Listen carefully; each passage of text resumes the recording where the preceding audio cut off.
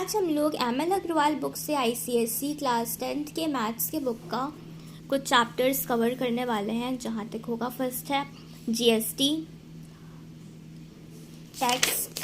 तो ये कुछ नहीं होता है, ये सिंपली जीएसटी जो होता है ये जो गवर्नमेंट टैक्स लगाती है वही होता है। जो किसी भी सामान पे टैक्स लगता है, जैसे कि कोई भी 10 रुपीज़ की कोई भी नमकीन का पैकेट है, तो अब उस पर जो भी टैक्स लगा उस पर कुछ टैक्स गवर्नमेंट लेती है जो उस पर लिखा होता है, इसीलिए मिला के वो 10 रुपीज़ फिर हो जाता है, मतलब उस टाइप से। नहीं तो रियल प्राइस उसकी कम होती है। यही होता है टैक्स जो किसी भी सामान पर लगता है। अब इसमें कुछ चीज़ों को हमें समझना है, लाइक अब जो भी टैक्स लग रहा है, अब यहाँ पे कुछ कुछ लोग होते हैं, जैसे कि होल सेलर होते हैं जो सेल करते हैं, होल सेलर, फिर मैन्युफैक्चर से होल सेलर पे जाता है, फिर होल सेलर से रिटेलर से, फिर रिटेलर से कंज्यूमर। अब मैन्युफैक्चर, मान लीजिए जो बिस्किट है, अब हम बिस्किट की बात करते हैं, ठीक है, बिस्किट की बात हो रही है यहाँ पे। एक बिस्किट बना लेते हैं इस टाइप से पैकेट। कोई बिस्किट है, वो मैन्युफैक्चर वो बनाएगा, बनाने के बाद वो क्या करेगा, होल सेलर को देगा।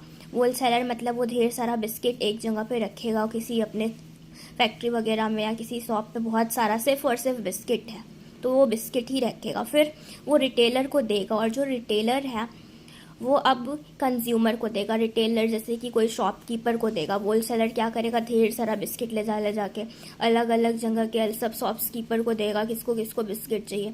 फिर वो शॉपकीपर जो भी हैं वो कंज्यूमर, मतलब कि फिर उसके बाद कस्टमर को दे देंगे, ठीक है। इस तरह से कस्टमर के पास आएगा। तो जो मैन्युफैक्चरर ने बिस्किट बनाया वो सपोज कर लीजिए 5 रुपीज़ का था। फिर उसके बाद क्या हुआ कि होल सेलर को वो दिया, अब वो हो गया 6 रुपीज़ का। फिर रिटेलर को दिया, अब वो हो गया 7 रुपीज़ का। अब वो कस्टमर को मिलना है, ठीक है। 5 का था, 6 का हुआ, 7 का हुआ, वो कस्टमर को मिलना। और मान लीजिए इस बिस्किट पे है 3% ऑफ था, 3% डिस्काउंट है। क्या है? डिस्काउंट। तो जो भी हमारा जो जीएसटी लगता है, और मान लीजिए इस पे 5% जीएसटी है, ठीक है। तो जीएसटी है 5% और 3% डिस्काउंट है। तो जब भी हमारा जीएसटी लगता है वो डिस्काउंट के बाद लगता है। पहले ये जो 7 रुपीज़ है जो भी, उस पर हम लोग डिस्काउंट करेंगे 3/100, 3%। अब ये 3% डिस्काउंट हो गया, 7 में से माइनस करेंगे ये जितना भी डिस्काउंट हुआ है, क्योंकि पहले इसकी प्राइस 7 रुपीज़ थी और अब 3% डिस्काउंट हो गया, मतलब 3% कम हो गया, तो 3% हम सब्ट्रैक्ट करेंगे। उसके बाद अभी जो 3% कम हुआ है, इसी पे ये जब माइनस करने पे जो आंसर आएगा, मान लीजिए x आंसर आ गया, ठीक है। तो अब ये जो x आंसर जो भी आएगा उस पर अब हम 5% जीएसटी लगाएंगे, उस पर मल्टीप्लाई करेंगे, ये x है, ठीक है। उस पर हम मल्टीप्लाई करेंगे 5/100, तो अब हमारा जीएसटी लग गया इस पर 5%। उसके बाद ये जो 5% जीएसटी लगा, ये तो हमें पता चल रहा है कि 5% जीएसटी कितना है। फिर इसमें हम इसको ऐड करेंगे, ठीक है, जीएसटी को हम ऐड करेंगे, क्योंकि ये जीएसटी निकल गया, सिर्फ 5% आया, कितना जीएसटी लग रहा है। अब ये जो भी प्राइस है x आया, इस x में हम इस 5% जो निकलेगा पूरा इसको ऐड करेंगे, x प्लस, और ये भी जो भी आंसर निकलेगा ये पूरा, ठीक है, x इंटू है ये ऐड करेंगे, फिर ये हमारा आएगा प्राइस। इस तरह से ये हमारा होता है, ठीक है। अब जो जीएसटी है उसमें दो होता है, एक होता है एसजीएसटी और एक होता है सीजीएसटी, ठीक है। तो जो एसजीएसटी है और जो सीजीएसटी है वो जीएसटी का हाफ होता है। मान लीजिए इस पे जीएसटी था, मान लीजिए 10% है, ठीक है। तो अब जो सीजीएसटी, अगर आपसे पूछेगा एसजीएसटी कितना है तो वो 5%, और ये पूछेगा तो ये भी 5%, ठीक है। अब एक होता है टैक्स लायबिलिटी, ठीक है। तो जो टैक्स लायबिलिटी होती है वो कैसे पता चलता है, अब जितना भी हमारा जीएसटी और जो भी सामान है, ठीक है, ये दिया है हमारा रिटेलर वगैरह जो भी है, ठीक है, रिटेलर में जितना भी दिया है उसको जितना भी जीएसटी देना पड़ा है, और कंज्यूमर जो दिया है, इन दोनों इसके जीएसटी में से इसका जीएसटी सब्ट्रैक्ट करने पे मेनली ये आ जाता है टैक्स लायबिलिटी, ठीक है।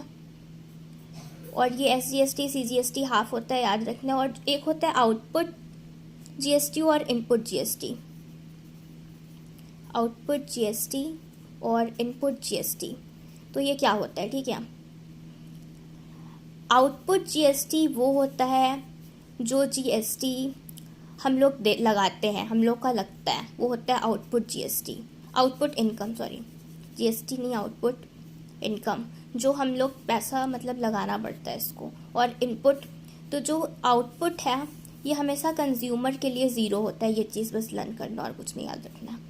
कस्टमर या कंज्यूमर व्हाटएवर, उसके लिए हमेशा ज़ीरो होता है आउटपुट जीएसटी।